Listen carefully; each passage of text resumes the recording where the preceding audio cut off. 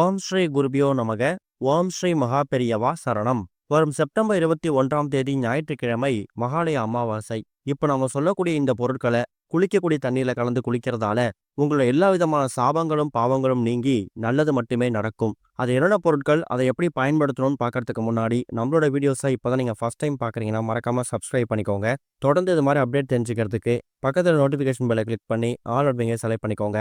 இப்போ என்னென்ன பொருட்களை கலந்து எப்படி குளிக்கணும் அப்படிங்கிற பற்றி தெளிவாக தெரிஞ்சுக்கலாம். மகாலய அமாவாசை அப்படிங்கிறது வருஷத்துக்கு ஒரு முறை புரட்டாசி மாதத்துல வரக்கூடிய அமாவாசை தினம். இந்த ஒரு அமாவாசை மற்ற எல்லா அமாவாசைகளுக்கும் தலைச்சிறந்த முக்கியமான ஒரு அமாவாசை. அதுக்கு காரணம் என்னன்னா, அமாவாசை அப்படிங்கிறது பித்ருக்கள் வழிபாட்டுக்கும் பித்ருக்களுக்கு திதி தர்ப்பணம் கொடுக்கறதுக்காகவும் ஒதுக்கக்கூடிய ஒரு நாள்.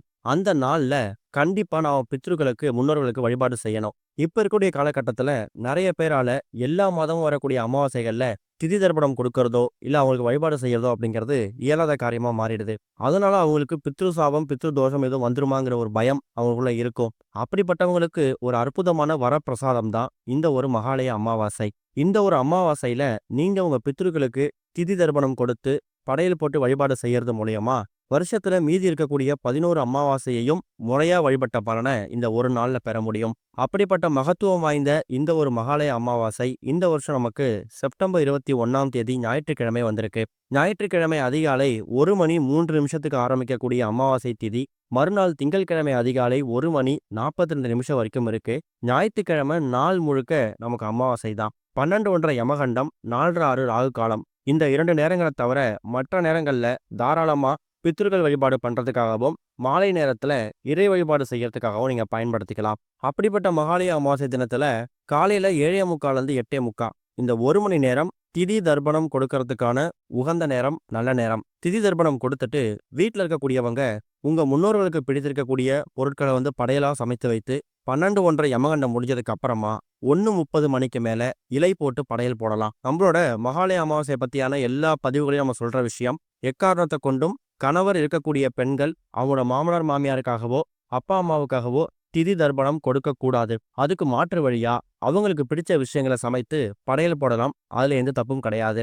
இன்னொரு பக்கம் போட்டிருக்கக்கூடிய படையலை நீங்க முன்னோர்களுக்கு படைச்சிட்டு காக்கைக்கு வச்சதுக்கு பிறகுதான் வீட்டில் இருக்கவங்க சாப்பிட்டுட்டு விரதத்தை முடிக்கணும். காரணம், நம்மளோட பித்ருக்கள் காக்கை உருவத்துல நாம கொடுக்கக்கூடிய படையலை ஏத்துப்பாங்க அப்படிங்கிறது காலம் காலமாக இருக்கக்கூடிய ஒரு நம்பிக்கை, ஒரு ஐதீகம். அதே மாதிரி பசுமாட்டுக்கு அகத்திக்கீரை கொடுக்கலாம். அகத்திக்கீரை கிடைக்காதவங்க 2 வாழைப்பழம் இருந்தாலும் போதும். அந்த 2 வாழைப்பழங்களை கூட உங்க வீடு பக்கத்துல சுற்றி திரியக்கூடிய மாடுகளுக்கோ இல்ல யாராவது பசுமாடை வச்சிருந்தாங்களோ அவங்களுக்கு நீங்க தானமா கொடுக்கலாம். இதுதான் இந்த வருஷம் மகாலய அமாவாசையை வழிபடுறதுக்கான ரொம்ப ரொம்ப எளிமையான வழிபாட்டு முறை.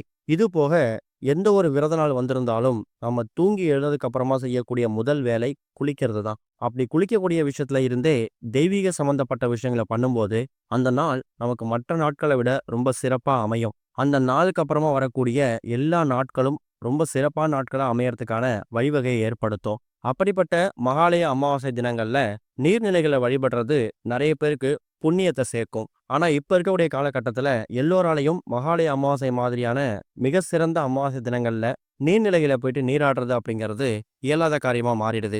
அவங்களுக்கு ஒரு மாற்று வழிதான் இப்ப நாம சொல்லக்கூடிய இந்த ஒரு வழிபாட்டு முறை.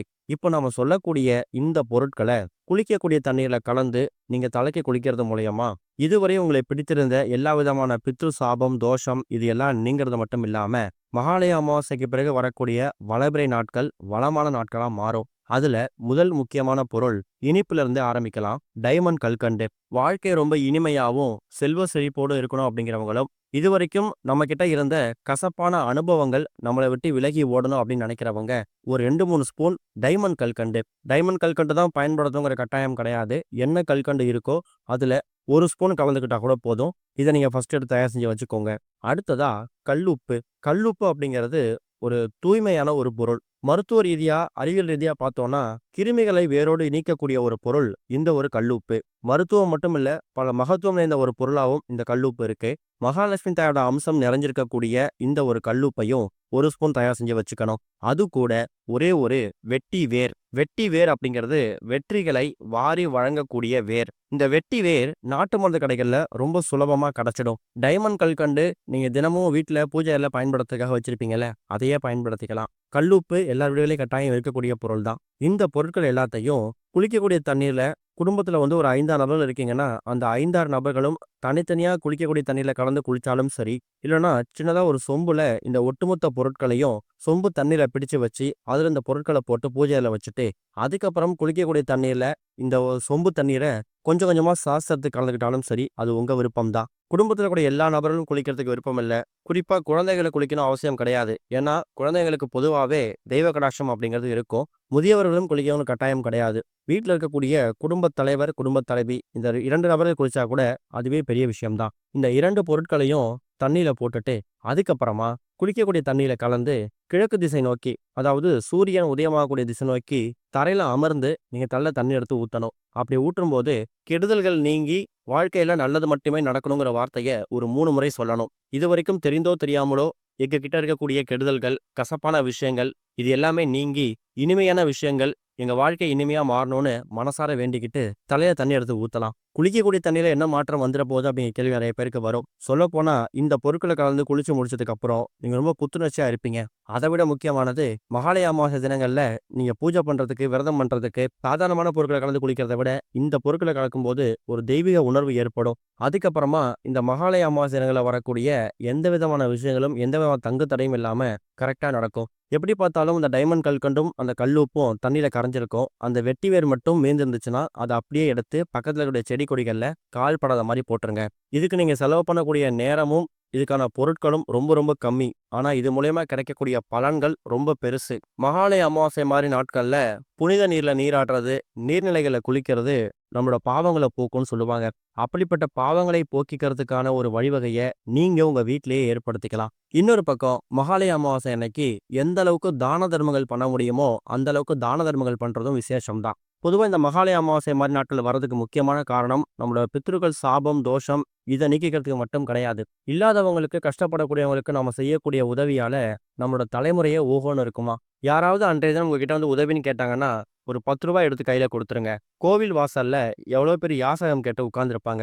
அவங்களுக்கு ஒரு வேளை உணவு வாங்கி குடுக்கலாம். ஞாயிற்றுக்கிழமையில இந்த வருஷம் மகாலய அமாவாசை வந்திருக்கிறதால, ஞாயிற்றுக்கிழமை சூரிய பகவானுக்கு உகந்தது. சூரிய பகவானுக்கு உகந்த தானியம் கோதுமை. அந்த கோதுமைய ஏதாவது ஒரு உணவா தயார் செய்து, அது சப்பாத்தியா இருக்கலாம், இல்ல வேற ஏதாவது உணவு வகை. அத தயார் செய்து கோவில் வாசல்ல இருக்கக்கூடியவங்களுக்கு நீங்க குடுக்கலாம். இல்லன்னா ரோட்ல சுற்றித் திரியக்கூடிய முதியவர்களுக்கோ, இல்ல ஆதரவற்றவங்களுக்கோ நீங்க ஒரு வேளை உணவு கொடுத்தாலும் அது பெரிய புண்ணியத்தை ஏற்படுத்தும். அப்படியும் முடியலன்னா, பக்கத்துல ஏதாவது ஒரு முதியோர் இல்லமோ, இல்ல ஆதரவற்ற இல்லமோ இருந்துச்சுன்னா, அவங்களுக்கு ஒரு வேளை உணவு கொடுக்கறது, அதுவும் மகாலய அமாவாசை அன்னைக்கு குடுக்கறது, இத விட ஒரு கோடி புண்ணியம் வேற எங்களுக்கு எதுவுமே கிடைக்காது. இப்ப நாம சொல்லிக்கக்கூடிய இந்த வழிமுறைகள்ல, இந்த ஒரு மகாலய அமாவாசை அன்னைக்கு பின்பற்றி பாருங்க. அடுத்ததா வரக்கூடிய எல்லா வளர்பிறை நாட்களும் வளமான வாழ்க்கையா மாறுவதற்கான வழிவகையை இது ஏற்படுத்தும். ஓம் ஸ்ரீ குருபியோ நமக. ஓம் ஸ்ரீ மகா பெரியவா சரணம்.